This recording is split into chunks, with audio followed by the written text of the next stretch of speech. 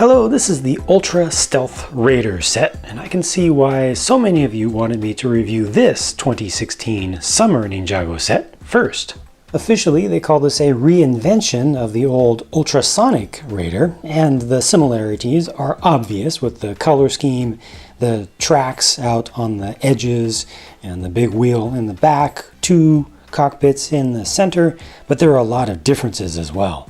Those center cockpit pieces are new, printed, and exclusive to this set. This is what it looks like on one side. That's what it looks like on the other side of the same thing. So it's two identical pieces that are just oriented differently. Got some flames and stuff coming off the back here, kind of a tail, looks like a stabilizer. Huge wheel on the back, which is just a single one this time around, a single large tire. There's kind of a fake one down in the center, you can see right down in there as well. And then on the sides, rather than the treaded parts being just treads, each one also has a fairly large wheel to the back of it as well. There are a lot of transforming features and there's some split functions that you can do with this. Let me show you some of that right now. First of all, this whole upper section does come off as a separate aircraft. Just comes off towards the rear. And then you slide this part here forward and it opens up kind of winglets on the sides. We'll take a closer look at this by itself. Then you have a treaded section here with an operator, a treaded section with an operator. Each of those is able to come off separately. So this becomes a tread bike. This becomes a tread bike, able to do its own thing. And then finally, this right here kind of swaps around and becomes a huge bike of its own. So that wheel that was in the center just helping to kind of stabilize everything becomes a proper front wheel for this huge, just enormous motorcycle-like vehicle. Now this is completely stable by itself. It doesn't need training wheels or anything, mostly because that rear tire is wide enough, so it gives it stability. But if you want to turn it over to its sides, kind of bank it in turns, you can. That's pretty fun. And this is all just made of discs up here in the front, so just hard Lego pieces, which makes it possible to turn this pretty easily. Had they made that out of rubber like they did with the rear, it would have been a little bit rough to make this turn around because as it is, this has a lot of friction on the back. This has two 6-stud shooters, one on either side, and you can use those when everything is together or just by itself like this. Each one is operated by turning a knob at the back, and that just makes those studs go absolutely everywhere. Yeah, those are gone. Those are completely gone. Some printed pieces on here and some stickers. The frontmost sloped or curved slope pieces have stickers. These discs are printed. Obviously the canopy is a printed piece as well. A bunch more stickers back here as well. It's a fairly large one right there, but all of this also can show a little bit more underneath there. That's just for connecting things up. So it just gives you two studs right there. The canopy comes off completely to give you access to the interior there. It's got one of those newer printed pieces up front to represent a console. And this has in it enough space for actually two figures if you want to put two in there, one driving and one as a passenger, or you can use that space like I've used it right here to just put extra weapons. One last small feature is this compartment back here. It says ammo because it actually has ammo inside of it. You can open that up and these are two trays of golden studs. Works better if you move this forward temporarily and then you can just kind of turn it upside down and these just fall out. So those are extra ammo for your stud shooters on the sides. This flyer that they call a Heli jet here looks just a little bit awkward to me. And I think it's mostly because of the orientation of the canopy piece. They've got the black that kind of comes together and then it's narrow and then you've got this wider black area here. I really feel like this canopy piece is always going to look best turned around like so, with that kind of orientation. So we've got more black in the front here. It just looks more like it's trying to go forward.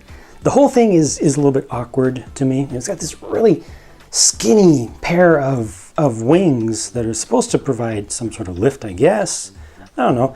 I like this center section here with the small, looks like engines out there. The shape of the tail is nice. I could do without some of the stickering on the tail. That's just a little bit overdone. To me personally, I do like the action of how it closes up and how it easily opens up, but doesn't do all that much, to be honest with you. I like that it's there, I like what it does, but I wish it did more. I wish that it kind of moved everything out more, but that's just the full limit of how far you have to go.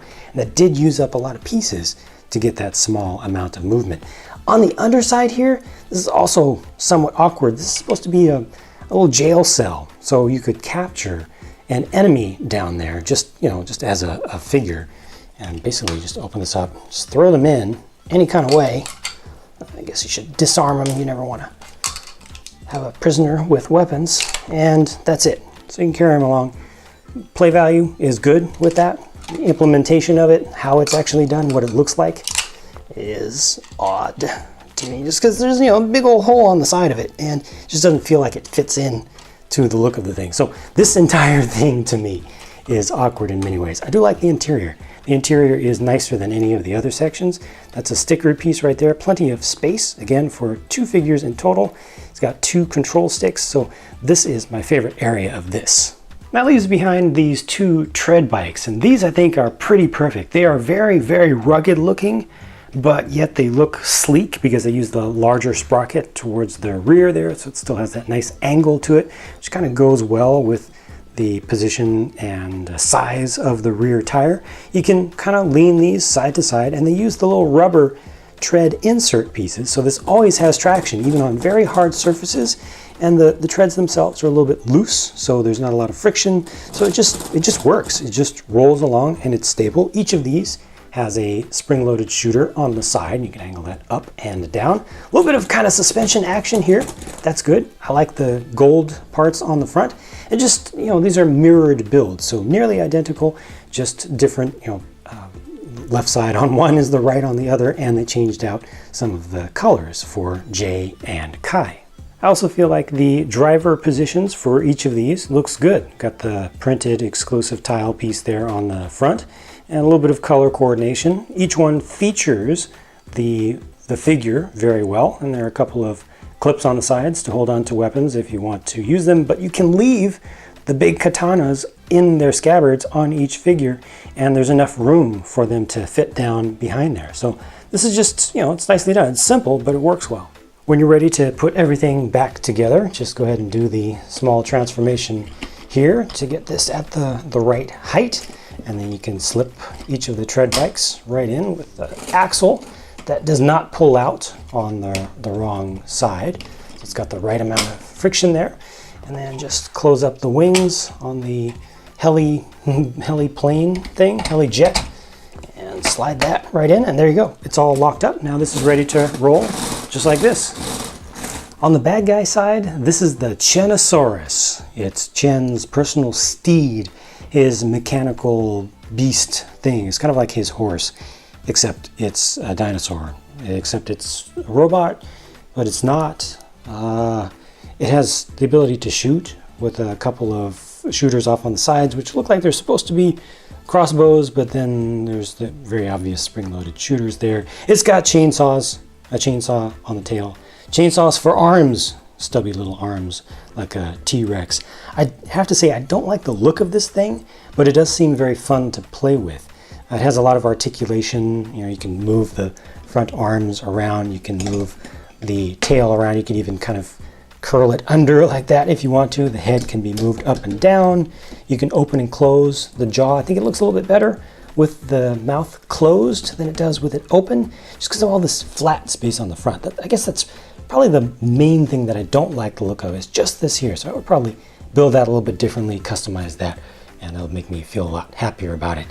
These are just regular spring-loaded shooters, so they can be shot off, or you can leave them off if you want. They can be angled around, so you can shoot in different directions, including at Chen himself. That's not good. At least not good for him. It's good for us, right? It's good for the ninja. What else? He's got his throne here. The throne is actually something that can be separated off, and that becomes kind of a jet-powered seat that he can use to evacuate with. He can get away when he's in a pinch, when the Saurus itself is either turning against him by trying to shoot at him, or is being defeated, so he can still get away. I like this thing. I don't like looking at the undersides here of the the plates, especially on the red part. I wish that had been covered up with some inverted tiles, but otherwise, I really like the shape of this. It looks cool, and it's just a nice thing that you can set separately if you want to put it on some terrain or some other build. There's also a sticker back here. I don't yet know the significance of this one, but it looks cool. It's got some copper printing on there. Probably the best thing about this is the articulation of the legs, so you can easily make it look more like it's in a walking pose. It has these friction adder joints down on the ankles and plenty of friction with the ratcheted joints used up top for the hips, so you can kind of splay the legs out to get a little bit more stability, move them forward and back, and just kind of have to find the balance points that work. And you get it to kind of look like it's rearing up if you want to, or leaning down towards the front. You know, just a lot of poses that you can get out of this pretty easily. You know, it gives you the range. You do still have to find some balance points, but it works. Here are the 4 Ninja up close that are included in this set, fully printed from top to bottom, with Jay, Kai, Zane, and Cole. Left to right, Cole is once again corporeal. He is once again physical. And I was missing one katana for Kai in this set. It's a rare but not unheard of misstep for LEGO to miss a part in a set. You can just contact customer support and they'll get you another one, but I did want to point out that they do make mistakes from time to time. It is a little bit strange that you get the scabbards, the dual sword scabbards for all 4. I'm sure that that'll be explained a little bit further in the series itself, but you cannot put, for instance, Cole's sai into that scabbard, nor the shurikens for Zane. 3 of these get alternate facial expressions on the back, and the rear torso prints each show the scabbard being still there, although the one for Zane doesn't match the color of the physical one that he gets, which is actually medium silver color. Here's a clear look at the normal standard faces on the front sides. Master Yang gets to be featured by himself because he's just so fancy. He's got all the trans neon greenish yellow color there, including the center of his arrow blade on the chain. Speaking of on the chain, a little tassel piece is a brand new piece for summer 2016. It's fit into the base of a printed minifig headpiece that's used as a lantern there. Nice assembly on the back of that. Just cool colors, just different. You know, everything here is interesting. 2 sides to the printing on this minifig headpiece as well. Cool stuff, more to see though. There's a full look at his entire face as well as his printing on his torso with just a little bit of that sand green showing through just beneath the collar. And on the back, no alternate face, unfortunately, but he does have a very nice print on the back of his torso. Here's a closer look at Master Chen with his updated jade blade. And to his right is Aizorai. Aizorai, like eyesore. Well, he also is kind of missing one eye. See on this side. Doesn't look like an eyesore to me though. I guess he has a sore eye, or had a sore eye. Now he just has one eye. The other one's gone. I don't know. He's not an eyesore though. The figure I think looks really good thanks to that printing with some really cool metallic printing and just a lot of detail in general. Looks very good to me, including the head itself. Printing on the back there as well. Good printing on the back of Master Chen. And there's more of an unimpeded view of that. Just really nice fine detailing there. And his face looks good as always. And you know, it's got some gold printing going up the front, which is also pretty finely detailed. Both of these very well done, I'd say. This whole set to me just feels like classic Ninjago at its best. It just doesn't seem to have any missteps. There was nothing about the main build that I found to be frustrating, either to put together or to operate. You know, I definitely would like to see less stickers, but that's really easy to do. I could just leave some stickers off. Don't particularly like the look of the front of the face of the Chenosaurus, but that's very easy to modify. You know, just move some pieces around a little bit. Those are the only things that I can really complain about. A little bit of awkwardness to the look of the Heli jet, as they call it, but switching the canopy around helped that for me. And you know, other than that, it's just a flyer and it does its job. All the separating functions work well, all the shooters work well. If you don't want to use them, you don't have to. It doesn't take anything away to have them there, it doesn't take anything away to not use them. The transforming feature works fine. The minifig selection is good. Price to part ratio is within what's pretty much the normal range, and the main build is rather large. Plus you get a bad guy thing that looks like it has some power. You know, it's not just the chair. It's not just Chen's throne or something like that. You know, they actually put in something that can shoot and can do some damage up close, and looks like it has some menacing nature to it. So a little bit of balance there. Not completely, but you know, they gave you something of substance on the bad guy side as well. I'm pretty happy with this thing. I feel like this would be a single kind of focal point of many a kid's 2016 Ninjago collection. You know, this would be kind of the main set that you might want to get, because it can do a lot, and it's especially good for a lot of kids to play with together. I'm happy. Yeah, obviously, I'm very happy with this set. No serious complaints whatsoever, and lots of fun to be had here. Let me know your thoughts. Share what you think about this set down in the comments section. I look forward to your feedback, and I'll talk to you again soon. Thank you very much for watching.